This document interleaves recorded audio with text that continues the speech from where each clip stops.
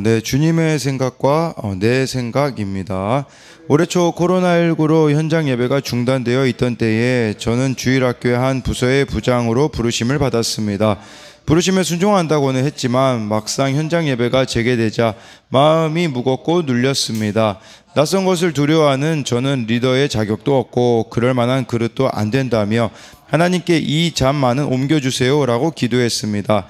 친한 지체에게 이런 기도 제목을 나누었더니 그 말씀의 뒷부분인 그러나 내 원대로 마시옵고 아버지의 원대로 되기를 원하나이다는 왜 빼냐는 핀잔을 들었습니다. 오늘 본문에서 바울 사도는 교회를 여러 지체로 이루어진 몸에 비유합니다.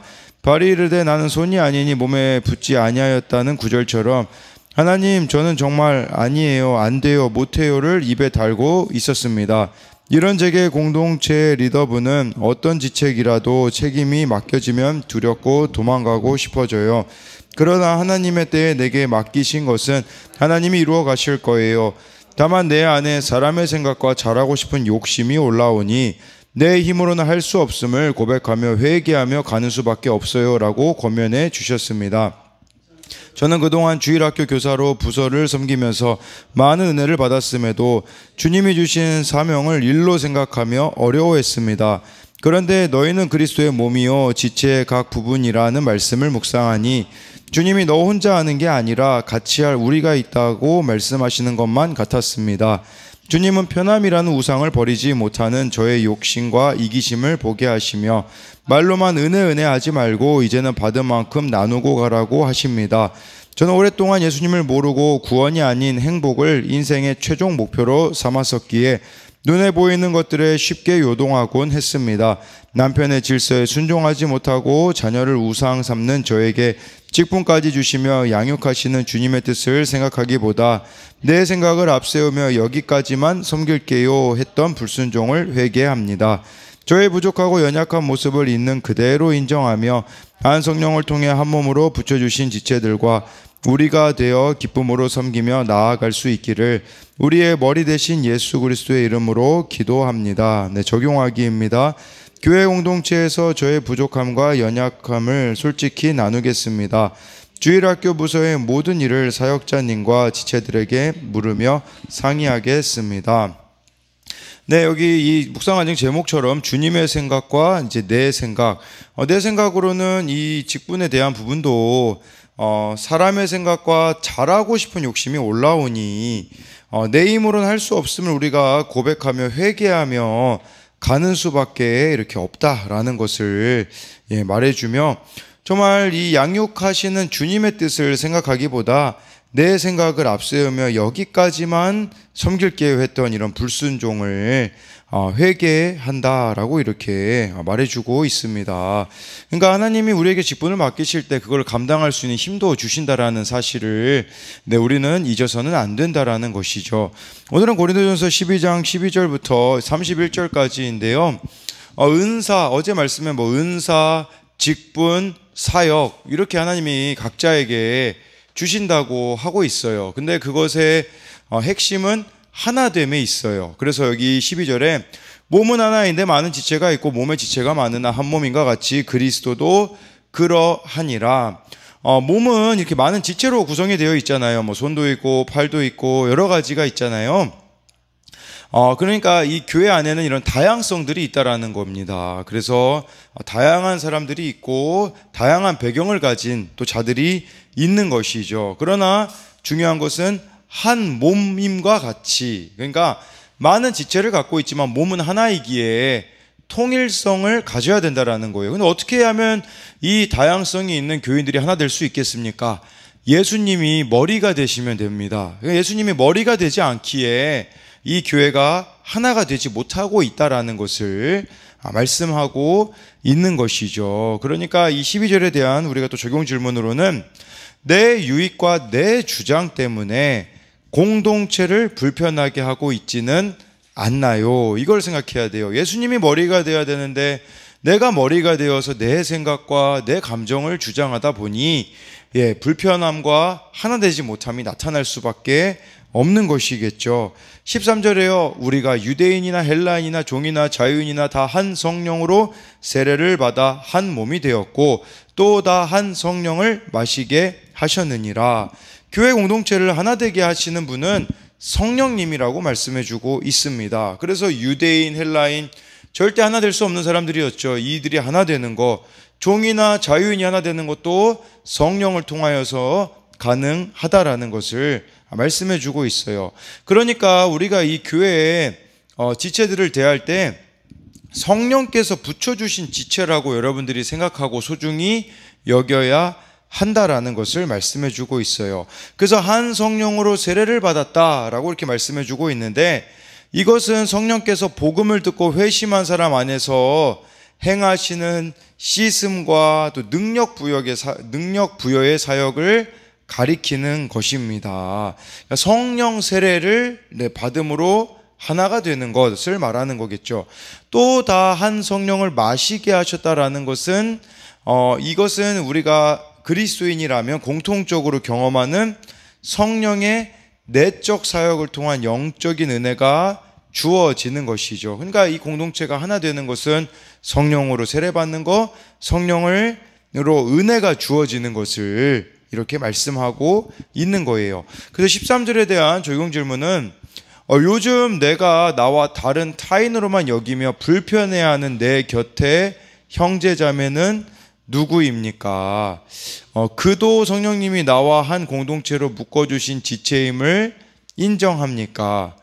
공동체 안에서 자기 역할을 다하지 못하거나 불미스러운 행동을 하는 지체를 보면 기도합니까? 비난합니까? 우리 공동체에도 보면 자기 역할 못하거나 또 이렇게 불미스러운 행동하는 자들을 볼 때에 우리가 정말 그들을 위하여서 기도하고 있는지 아니면 그냥 비난만 쏟아내고 있는지 우리가 또 돌아봐야 되는 거겠죠.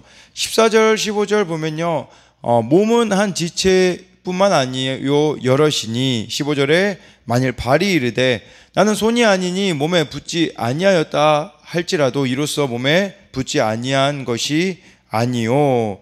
네, 그래서요 여기서 막 발이 난 손이 아니고 몸에 붙어 있지 않는다라는 것은 이 몸에 붙지 않는다라는 말 자체는 자신이 몸의 일부가 아닌 몸과 분리되었다라고 주장을 하는 거죠. 그러나 발이 그렇게 생각을 한다고 할지라도 몸의 일부라는 사실은 변하지 않는 것과 마찬가지로 우리도 이 공동체라는 것이요, 여러분들 뗄래야 뗄 수가 없는 것임을 기억해야 되는 거예요. 그러니까 이 몸의 일부라는 사실은 변하지 않듯이 자신의 생각이나 주장이 본질을 바꿀 수는 없다라는 것을 말해주고 있어요. 그래서 이 신앙이라는 게요, 절대 개인적인 것만으로 그칠 수가 없어요. 이 개인적인 것만으로도 그쳐서 이것을 무교회주의를 이렇게 주장하거나, 그러나 이 개개인, 물론 개인적으로 하나님을 또 이렇게 말씀을 묵상하고 기도하는 건 필요하지만 우리는 연합체라는 사실을 잊어서는 안 된다라는 겁니다. 그래서 이 15절에 대한 적용 질문은 나와 생각이 다르다며 누군가를 무시하고 있지는 않나요? 16절, 17절도 같은 맥락입니다. 또 귀가 이르되 나는 눈이 아니니 몸에 붙지 아니하였다 할지라도 이로써 몸에 붙지 아니한 것이 아니니 17절에 만일 온몸이 눈이면 듣는 곳은 어디며 온몸이 듣는 곳이면 냄새 맡는 곳은 어디냐라고 해가지고요, 각 지체를 다 다른 모습으로 하나님이 부르셨다라는 거, 그리고 중요한 것은 몸에 붙어있는 다 이렇게 유기적인 관계를 맺고 있다라는 것을 이렇게 말씀하고 있어요. 이 17절에 대한 부분들을 생각해 볼 때에 자신을 너무 중요하게 여기면서 막 다른 사람을 소홀히 여기는 경우가 있잖아요. 나는 몸에서 더 중요한 부분을 맡았어, 이런 생각을 하지 말아야 된다라는 말이에요. 반대로 자신을 너무 가볍게 여기면서 나는 너무 작은 부분을 맡고 있어 하며 다른 사람을 부러워하는 태도도 가져서는 안 된다라는 것을 말씀하고 있습니다. 18절에 그러나 이제 하나님이 그 원하시는 대로 지체를 각각 몸에 두셨으니 해가지고요, 한 몸에 여러 지체가 있어야 온전한 몸인 것처럼 한 몸인 교회 공동체도요, 서로 다른 여러 지체가 있어야 한다라는 거예요. 근데요, 이 교회가 끼리끼리가 된다면 건강한 교회가 아니라는 걸 기억해야 돼요. 예를 들어 부자들만 모이는 교회, 이렇게 되어지면 이것은 사실은 건강한 교회의 모습이 아닌 것이겠죠.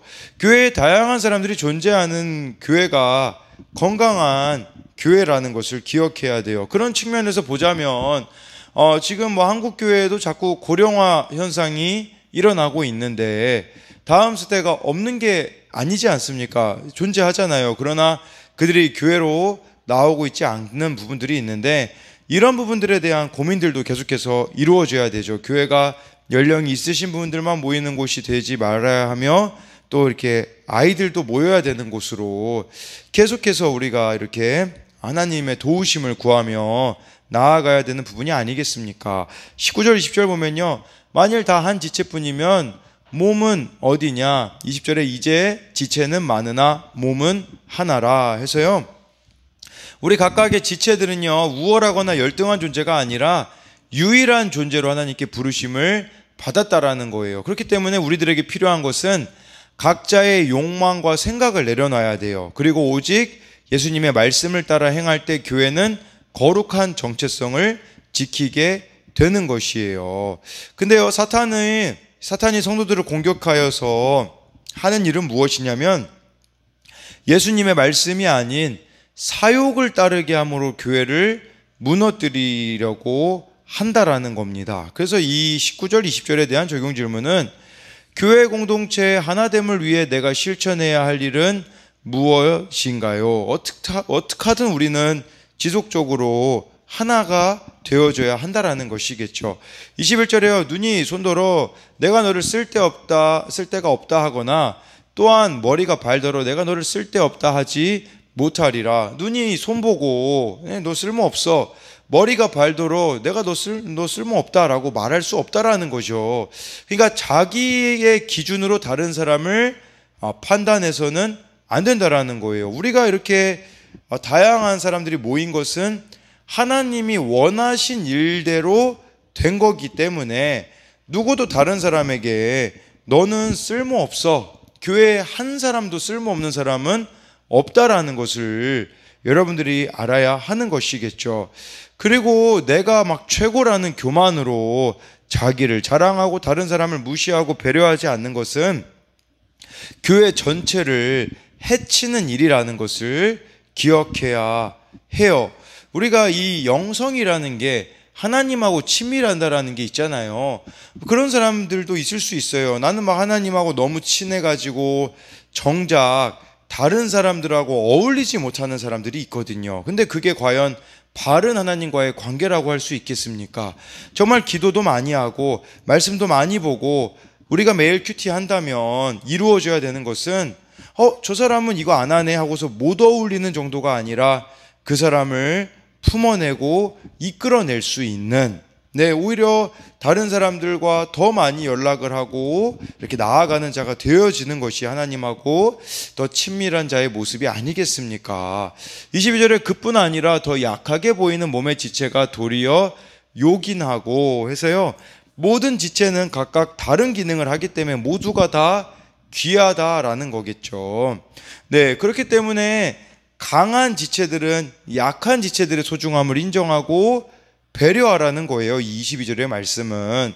또 약한 지체들은 막 열등감에 빠져 자신을 경시하지 말고 예수님의 몸에 속한 귀한 존재로 인식하라는 거예요. 23절에 우리가 몸에 덜 귀히 여기는 그것들을 더욱 귀한 것들로 입혀주며 우리 아름답지 못한 지체는 더욱 아름다운 것을 얻느니라 그런즉 해가지고요, 우리 생각에 막 약하게 보이거나 아름답지 못하거나 부족한 지체를 무시하지 말고 더 잘 돌봐야 한다라는 것입니다. 왜냐하면 아무리 연약하고 부족해 보이는 지체라도 하나님이 그를 어떻게 보시는지를 기억하라는 거예요. 하나님은 약하고 부족해 보이는 지체라고 할지라도 그를 중요하고 아름답게 여기고 계시다라는 것을 말씀해 주고 있는 것이죠. 24절에 우리의 아름다운 지체는 그럴 필요가 없느니라 오직 하나님이 몸을 고르게 하여 부족한 지체에게 귀중함을 더하사. 여러분, 세상은 강하고 잘난 사람들을 중심에 두잖아요. 그러나 교회는 그렇지 않다라고 말씀해 주고 있어요. 여기 하나님이 몸을 고르게 하셨다라고 하잖아요. 이 몸을 고르게 하여를 헬라어로 보면 무슨 뜻이냐면 여러 가지 품목을 섞어서 조화롭게 만들다라는 뜻이에요. 그러니까 하나님이 교회 공동체에 여러 사람들을 막 섞어서 조화롭게 하기를 원하신다라는 거예요. 이것은 마치 오케스트라라고 생각을 하시면 돼요. 이 오케스트라가 다양한 그런 악기들이 있지 않습니까? 그러나 이렇게 함께 협력하고 아름답고 조화로운 음악을 만들어내는 것 같이 하나님은 이 교회 공동체가 그렇게 연합되고 조화로운 유기체가 되기를 원하신다라는 것입니다. 그러면서 25절에 몸 가운데서 분쟁이 없고 오직 여러 지체가 서로 같이 돌보게 하셨느니라. 하나님이 원하시는 것은 이거예요. 분쟁이 없고 서로 같이 돌보는 것이겠죠.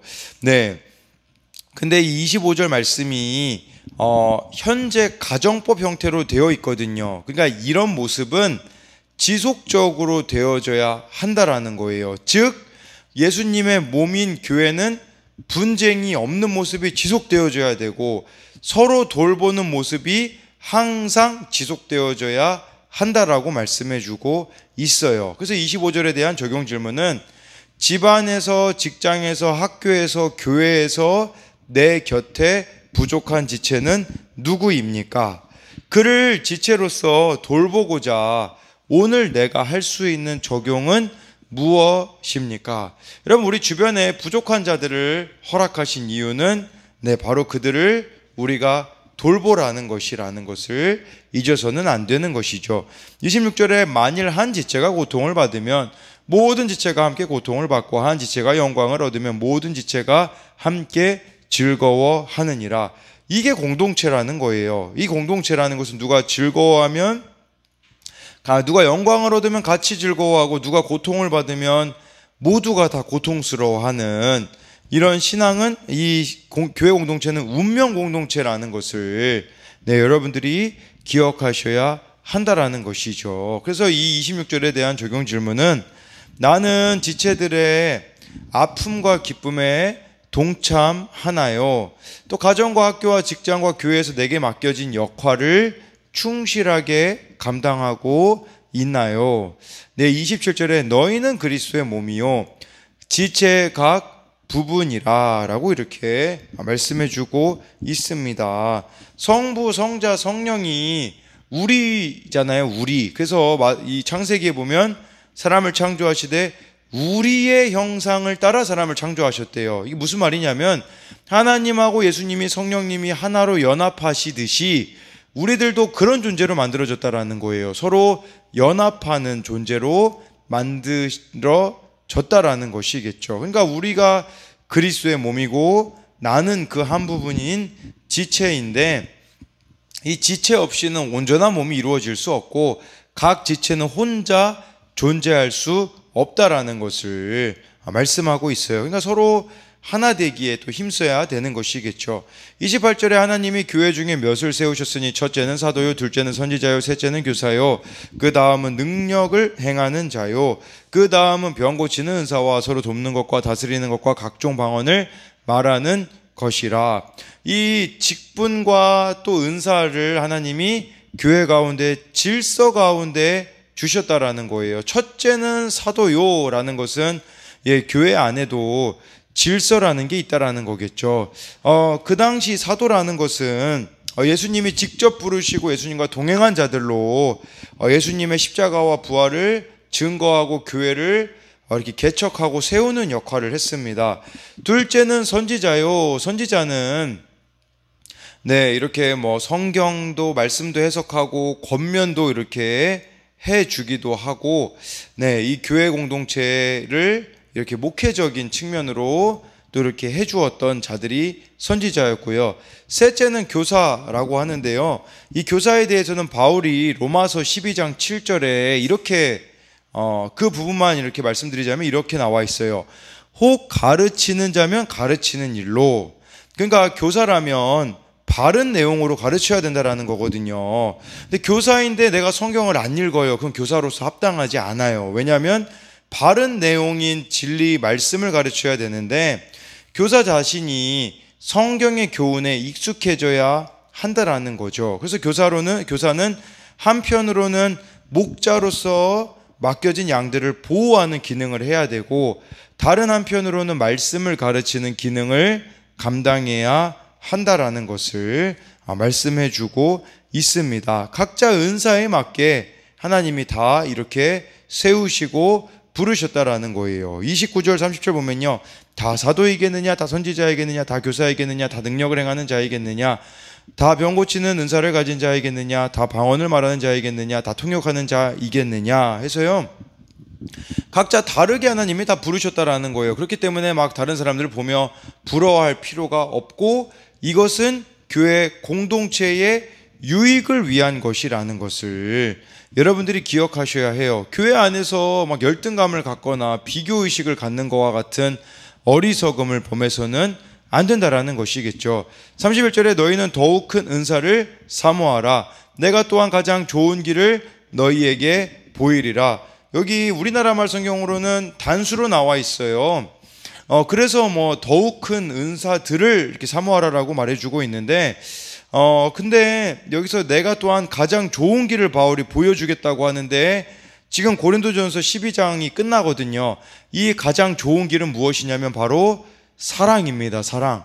왜냐하면 고린도전서 이제 내일 말씀이 사랑장이잖아요. 13장이잖아요. 그러니까 가장 훌륭한 것은 사랑이에요. 여러분, 무엇보다 사랑이 필요해요. 은사가 제 역할을 하려면 사랑이 있어야 됩니다. 남을 긍휼히 여기는 마음, 나를 낮추는 마음, 남을 섬기는 마음, 즉 사랑이 모든 지체에게 있어야 이 은사가 제 기능을 한다라는 것을 기억해야 돼요. 뭐 예를 들어서 여기 뭐 아까 교사 같은 경우도 있잖아요. 말씀은 정말 잘 가르쳐요. 그러나 사랑이 없으면 아무 소용이 없는 거죠. 뭐 예를 들면 뭐 목사인 저도 마찬가지지 않겠습니까? 뭐 설교만 뭐 잘해봤자 무슨 소용이 있겠습니까? 사랑이 없다면 아무 소용이 없는 것처럼 각자가 다 은사도 있고 직분도 있고 사역을 해요. 그러나 사랑이 없다면 아무것도 아니라는 사실을 여러분들이 기억함으로써 서로 사랑하고 한 몸을 이루어내는 이 교회 공동체가 되기를 소망합니다.